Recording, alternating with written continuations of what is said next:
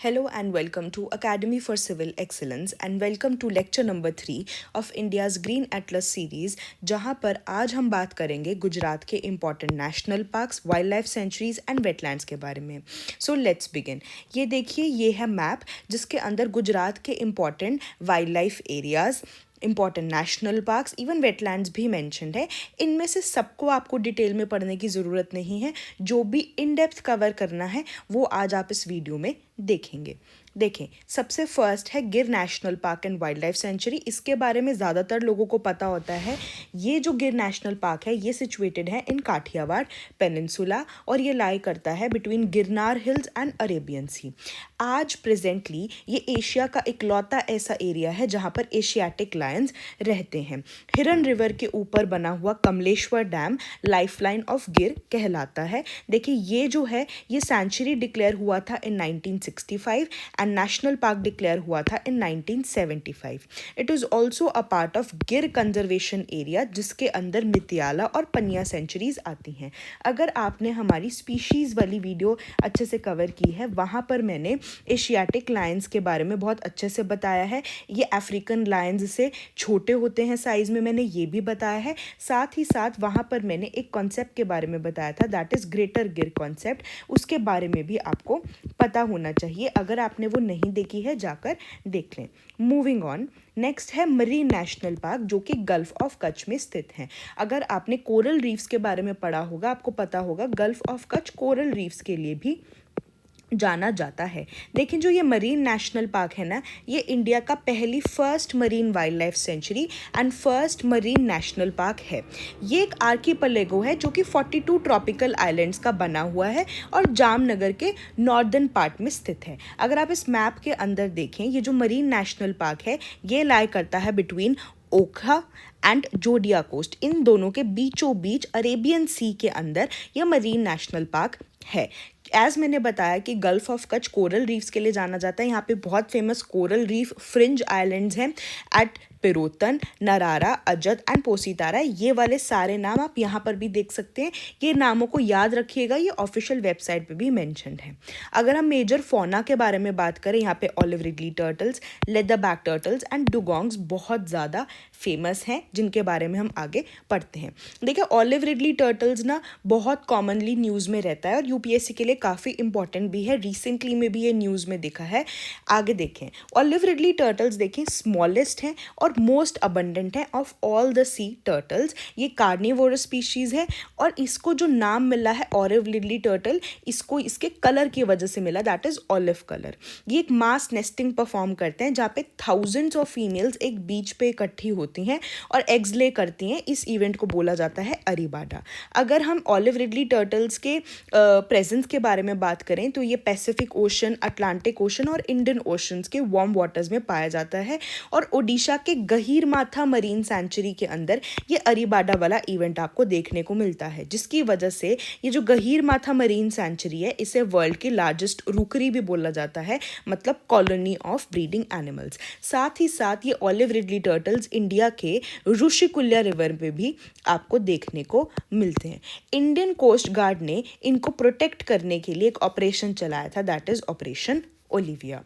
Moving on, leather back turtles देखें, जैसे olive ridley turtles smallest थे एंड मोस्ट अबंडेंट थे, वैसे लेदर बैक टर्टल जो है वो लार्जेस्ट टर्टल है इन द वर्ल्ड। ये इकलौता ऐसा सी टर्टल है जिनके पास स्केल्स और हार्ड शेल्स नहीं होते। ये थर्मो रेगुलेटरी अडेप्टेशन परफॉर्म करते हैं, मतलब इनका जो कोर बॉडी टेम्परेचर है वो एक्सट्रीमली कोल्ड डेप्थ है ना जो सी की, उसके अकॉर्डिंग मेंटेन्ड रहता है। It is found in all the oceans except Arctic and Antarctic. और इंडियन ओशन के अंदर ये मिलते हैं Indonesia, Sri Lanka, Andaman and Nicobar and again marine national park. Moving on, देखें dugongs which is a sea cow, इसको भी मैंने अपनी स्पीशीज़ वाली वीडियो में डिटेल में कवर किया है। देखो, डुगोंग जो है वो ओनली मरीन हर्बीवोरस मैमल है, ठीक है। ये एक strictly marine inhabiting shallow warm water के अंदर रहता है। इंडियन एंड पैसिफिक ओशंस में पाया जाता है। इसकी लार्जेस्ट पॉपुलेशन नॉर्थ ऑस्ट्रेलिया में और सेकंड लार्जेस्ट जो है वो अरेबियन गल्फ में पाई जाती है। इंडिया के अंदर ये गल्फ ऑफ मन्नार, यहाँ पे स्पेलिंग गलत है, MANNAR होना चाहिए था, gulf of Mannar, gulf of Kutch, पाक बे, अंडमान एंड निकोबार आइलैंड्स में ये पाया जाता है। इंडिया ने अपना पहला कंजर्वेशन रिजर्व जो है डुगोंग्स के लिए गल्फ ऑफ मन्नार पाक बे में खोला था, and it is also state animal of Andaman and Nicobar islands. Moving on, अगर हम गुजरात के अगले नेशनल पार्क की तरफ बढ़े, दैट इज़ बंसदा या फिर बंसदा नेशनल पार्क। इसे ट्रॉपिकल ग्रासलैंड नेशनल पार्क भी बोलते हैं। ये लोकेटेड है on the bank of Ambika river in the western Ghats. ये आपके लिए जानना बहुत ज़रूरी है। ये डांग फॉरेस्ट रीजन के अंदर स्थित है और पार्क के अंदर बहुत सारी लोकल ट्राइब्स भी रहती हैं जिनके बारे में आपने न्यूज़ में देखा होगा। दैट इज़ भिल ट्राइब, ठीक है, Worli tribe, कुनबी tribe, Dangi tribe. Worli से आपको वर्ली पेंटिंग्स याद आ रही होंगी, ठीक है। मेजर फौना की अगर यहाँ पे बात करें तो Indian leopard, chousingha, Indian Malabar giant squirrel यहाँ पे पाए जाते हैं। मूविंग ऑन टू नेक्स्ट, सबसे पहले है Balram Ambaji wildlife century.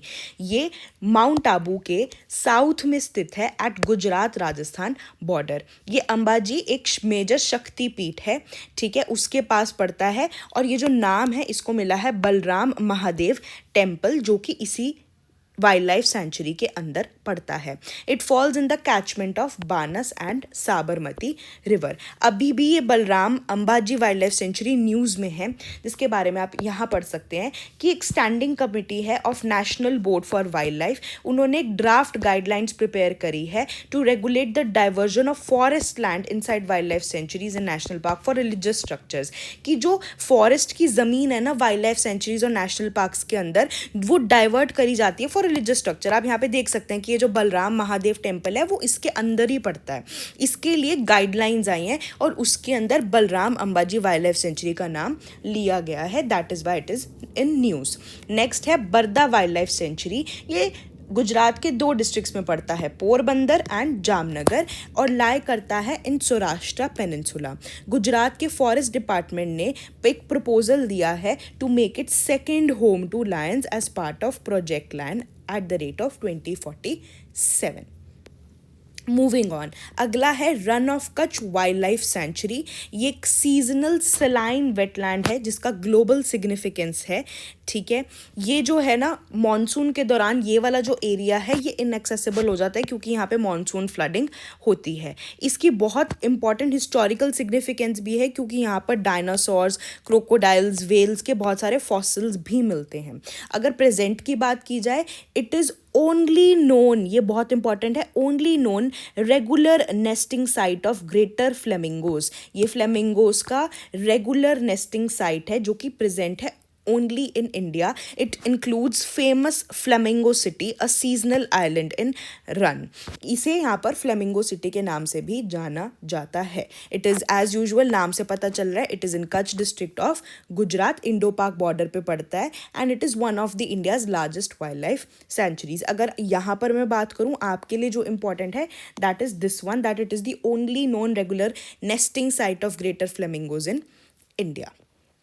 Moving on, और जो छोटी छोटी वाइल्ड लाइफ सेंचुरीज हैं गुजरात की वो भी आप देख लीजिए। ये मैंने एक ही स्लाइड में डाला बिकॉज इसमें इतना डिटेल में जाने की ज़रूरत इतना नहीं है। एक है Narayan Sarovar chinkara wild life sanctuary, नाम से पता चल रहा है चिंकारा से रिलेटेड है। ये कोरी क्रीक के आसपास है, ठीक है, बन्नी ग्रासलैंड्स के साथ दिखाई देता है, और एशियाटिक चीता की रीइंट्रोडक्शन की बात भी यहाँ पर की गई थी।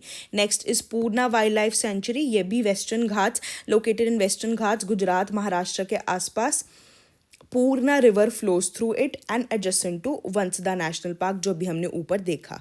नेक्स्ट है शूलपानेश्वर wild life sanctuary.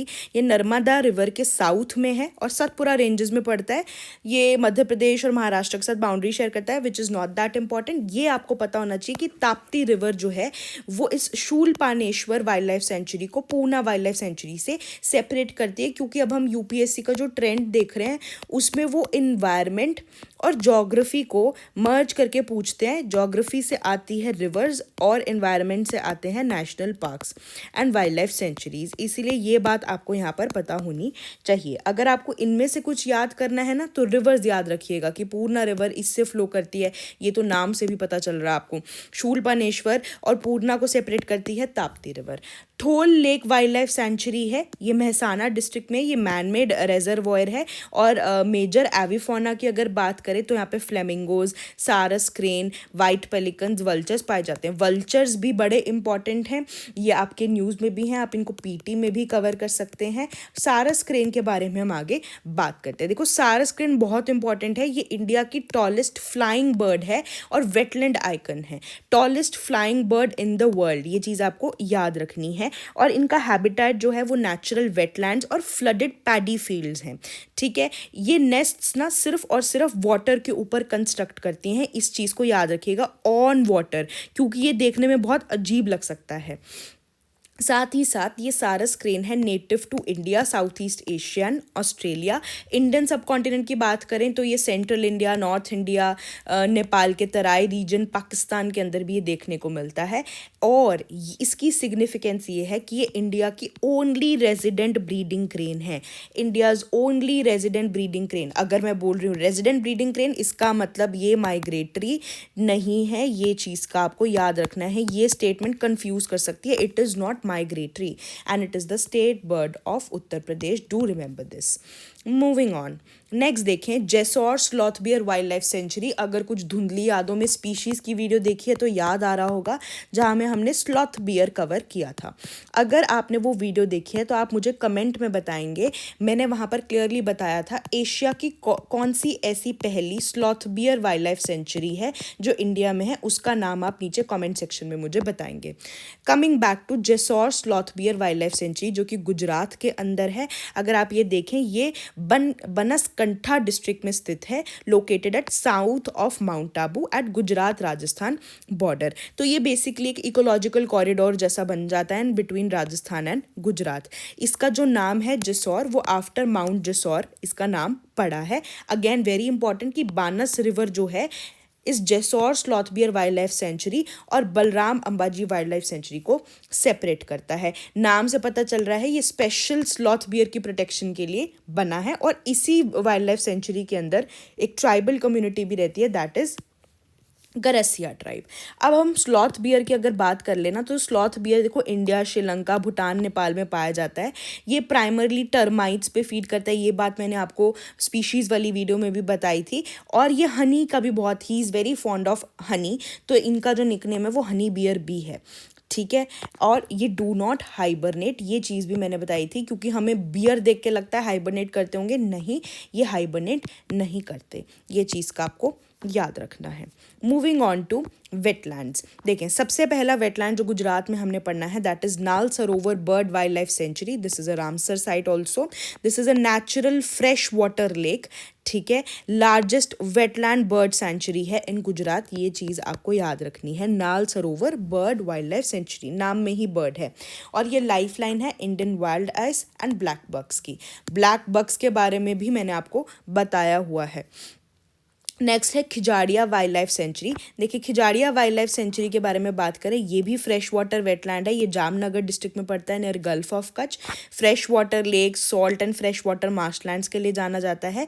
It is formed by a dike against salt water ingress. It is a part of Marine National Park Jamnagar, which is the first Marine National Park. ये सेंट्रल एशियन फ्लाईवे का part है। अगर आपने मेरी previous videos देखी हैं तो आप सेंट्रल एशियन फ्लाईवे के बारे में ज़रूर जानते होंगे। आप मुझे बताएं टोटल कितने फ्लाईवेज हैं, ठीक है, माइग्रेटरी बर्ड्स के। नेक्स्ट है गुजरात का critical wetland that is Thol lake and Wadhwana wetland. देखो थोल लेक जो है ये ह्यूमन मेड रेजर्वॉयर है, ये भी ब्लैक बक्स के लिए फेमस है। आगे कोशिश करती हूँ मैं ब्लैक बक भी आपको करवाती हूँ। It is known for endangered avifauna, जहाँ पे white rumped vulture and sociable lapwing. याद रखिएगा sociable lapwing is a bird, क्योंकि यूपीएससी पूछ लेती है ऐसे ऐसे कॉमा कॉमा डाल के कि ये क्या है, तो ये पता होना चाहिए आपको, this is a bird. Wadhwana wetland की बात करें, it is a semi arid agriculture landscape. ये सबसे ज़्यादा इंपॉर्टेंट है इसके अंदर कि जो वाधवाना वेटलैंड है कौन सी रिवर इसे फीड करती है, दैट इज़ ओरसांग रिवर। ठीक है, ओरसांग रिवर। यहाँ पर रेड क्रेस्टेड पोचार्ड मिलती है which is rare in western India. और एंडेंजर्ड एविफोना के बारे में बात करें तो सारस क्रेन, जिसके बारे में आप ऊपर पढ़ के आए, एंड पलासिस फिश ईगल। आगे देखें, ये है रीसेंट एडिशन, ये रीसेंट एडिशन है, ये न्यूज़ में भी है, रीसेंट एडिशन है टू द रामसर साइट। छारी ढांड कंजर्वेशन रिजर्व, ये क्रिटिकल वेटलैंड है। देखें यहाँ पर इसे ध्यान से कवर करेंगे हम। ये जो छारी डांट कंजर्वेशन रिजर्व है, ये एक सीजनल सलाइन वेटलैंड है जो कि कच्छ रीजन में पड़ता है। It is located between Banni grasslands and Kutch salt flats. ठीक है, बन्नी ग्रासलैंड्स और कच्छ सॉल्ट फ्लैट्स के बीचों बीच यहाँ पे ये छारी डांट कंजर्वेशन रिजर्व है। ठीक है, ये देखिए आप, न्यूली डेजिग्नेटेड है, 5th रामसर साइट है। मतलब गुजरात के अंदर टोटल कितनी रामसर साइट्स हैं? 5। ठीक है, ये गुजरात का ओनली कंजर्वेशन रिजर्व है। आप अगर कंजर्वेशन रिजर्व के बारे में अपने इन्वायरमेंट के स्टैटिक में पढ़ा होगा तो आप कमेंट सेक्शन में बताएंगे what is the difference between a conservation reserve and a community reserve. आप मुझे ये क्लियरली मेंशन करें। आगे देखें, ये देखें, ये जो छारी डांट कंजर्वेशन रिजर्व है ना, ये की स्टॉप ओवर है on the western migratory flyway. ये इंपॉर्टेंट विंटरिंग ग्राउंड है फॉर वाटरफाउल। मैंने आपको प्रीवियस अपनी वीडियोस में वाटरफाउल के बारे में भी बताया हुआ है कि वाटरफाउल स्पीशीज कौन सी होती हैं। बायोडाइवर्सिटी के बारे में बात करें तो ये 30,000 कॉमन क्रेन्स को सपोर्ट करता है। यहाँ पे ग्रेटर और लेसर फ्लेमिंगोज की पॉपुलेशन भी देखने को मिलती है। सोशिएबल लैपविंग, ऊपर बर्ड्स बताइए, ये भी देखने को मिलती हैं। ये आसपास ड्राई लैंड्स जो है ना इसके, ये चिंकारा को, डेजर्ट फॉक्स को सपोर्ट करता है। And it is known for mysterious Chir Batti phenomenon seen after sunset. Next देखें, जैसे मैंने बोला कि हम ब्लैक बग्स के बारे में बहुत ज़्यादा पढ़ते जा रहे हैं। Again there is another national park which is very important, that is black bug national park. देखिए, जो ब्लैक बग नेशनल पार्क है, ये ग्रासलैंड ज्यूल इसको बोला जाता है because it is located in भाल रीजन ऑफ सौराष्ट्र, गुजरात। ये गल्फ ऑफ खंबात वाले एरिया में पड़ता है। सवाना ग्रासलैंड देखने को मिलती है। नाम से पता चल रहा है ब्लैक बग नेशनल पार्क है, तो ब्लैक बग के बारे में भी देख लीजिए। देखो, ब्लैक बग वैसे भी हमें पता है सलमान खान के केस की वजह से बहुत ज़्यादा न्यूज़ में रहता है, या डिफरेंट कारणों की वजह से। अब देखिए, जो ब्लैक बग है, it is native to India and Nepal. India के अंदर ये राजस्थान, गुजरात, मध्य प्रदेश, तमिलनाडु तक ये इवन मिलता है। ये है state animal of Punjab, Haryana and Andhra Pradesh. मतलब ये 3 स्टेट्स का स्टेट एनिमल है। और इसकी कल्चरल सिग्निफिकेंस भी है कि इसको सिंबल ऑफ प्योरिटी माना जाता है हिंदुइज्म में, और बुद्धिज्म में गुड लक का साइन भी माना जाता है। एक चीज़ आपको जो यहाँ पर याद रखनी है, ब्लैक बग्स आर डायूरनल, क्योंकि यूपीएससी पहले नॉक्टर्नल एनिमल्स पर क्वेश्चन पूछ चुकी है। There is a possibility that they can ask which are diurnal animals. Diurnal animals वो होते हैं जो कि डे टाइम पर एक्टिव होते हैं। Moving on to last, that is wild ass wildlife sanctuary. ये है रन ऑफ कच्छ वाले एरिया में सिचुएटेड है, and it is one of the last refugees for Indian wild ass. ये चीज़ आपको पता होनी चाहिए। ये वाला पोर्शन यहाँ पे सबसे इंपॉर्टेंट है कि one of the last refugees है इंडियन वाइल्ड एस का। इसके इकोसिस्टम के बारे में बात करें तो देखो, आपने अगर स्टैटिक पढ़ा है एनवायरनमेंट का, आपको पता होगा इकोटोन वाला एरिया क्या होता है, जो कि एक ट्रांजिशनल एरिया होता है 2 इकोसिस्टम्स के बीच में। और यहाँ पर जो स्पीशीज दिखाई देती है, आपको पता होगा एज स्पीशीज भी बोलते हैं इन्हें। यहाँ पर एज इफेक्ट देखने को मिलता है। तो मरीन इकोसिस्टम और टेरिटोरियल इकोसिस्टम के बीचों बीच इकोटोन एरिया में ये पड़ता है। यहाँ पर एक स्पेशलिटी देखी जाती है, that is bets. Basically it is, ये जो पूरा एरिया है ना wild ass wildlife sanctuary का, ये डॉटेड है विद अप्रॉक्सीमेटली 74 एलिवेटेड प्लेट्यूज। ये आप देख रहे हैं, एलिवेटेड प्लेट्यूज यहाँ पे ऐसे बने हुए हैं जिसे बेट्स बोलते हैं। ये बड़ा इंपॉर्टेंट फीचर है, इस बात को आप याद रखिएगा। यहाँ पर बहुत सारी ह्यूमन कम्युनिटीज, ट्राइबल्स भी पाए जाते हैं। राबड़ी एंड भारवा ट्राइबल कम्युनिटीज देखी जा सकती हैं। वेजिटेशन जो है यहाँ पर याद रखिएगा, ड्राई थॉर्नी स्क्रब मिल जाता है विद लार्ज ट्रीज। बड़े बड़े ट्रीज मिलते हैं, लेकिन वो सिर्फ और सिर्फ इसकी बाउंड्री पे मिलते हैं या फिर ऑन बेड्स। ठीक है, thank you so much, please follow us for more such content.